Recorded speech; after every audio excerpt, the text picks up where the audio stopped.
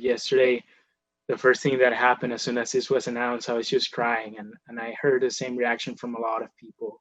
Um, Friends who have been here in the US and whose parents or whose families have suffered COVID, who and they haven't been able to go back home, or like there's so much pain in a lot of people because of the pandemic, and this is only putting more lives at risk.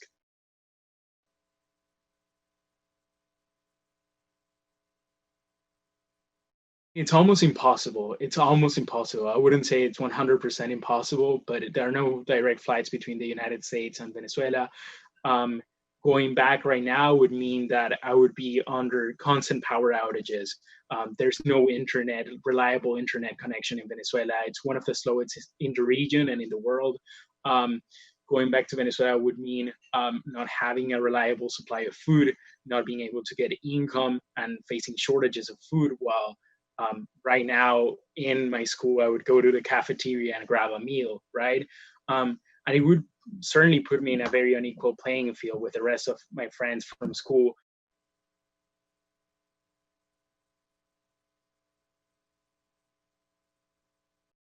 My passport expires in January. I can't go back to Venezuela. There are no flights there, and it's a very, very unsafe situation.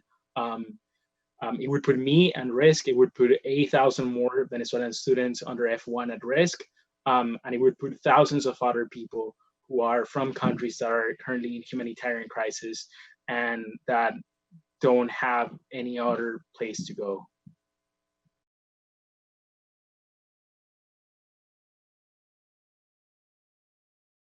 Just being in this country as long as I have, it's just make sure you just stay legal. Just if you come to this country legally, we don't have a problem, because some people just in general have a problem with immigration, and it's that idea that no, it's just illegal immigrants and stuff like that, and it's not.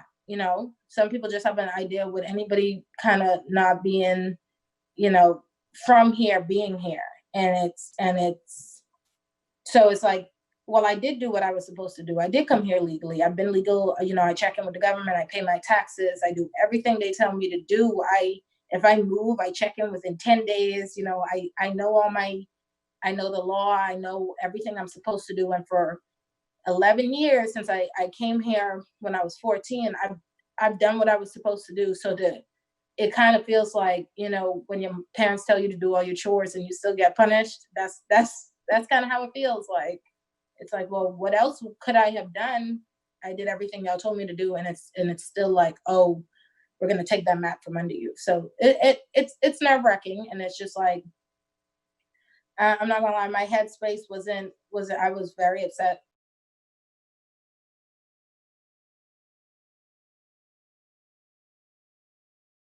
Because I built a life here. I've been here for 11 years. I've been here since I was 14, and so I've almost been here as long as I was back home. So just the idea of it is it's kind of a blow. It's a blow.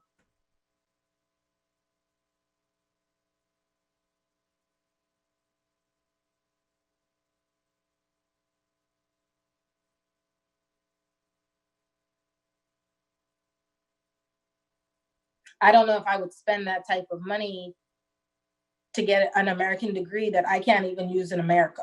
If that makes sense. So as of right now, I only found out about it last night, so I don't have any concrete, contingency plans. But with several things flowing through my head, that is one of them. I'm not sure if I would finish. I would want to, because I didn't come to school to, pay for a year and not get the degree. But if I don't know if I can use my degree, I'm not gonna, master's degrees aren't cheap.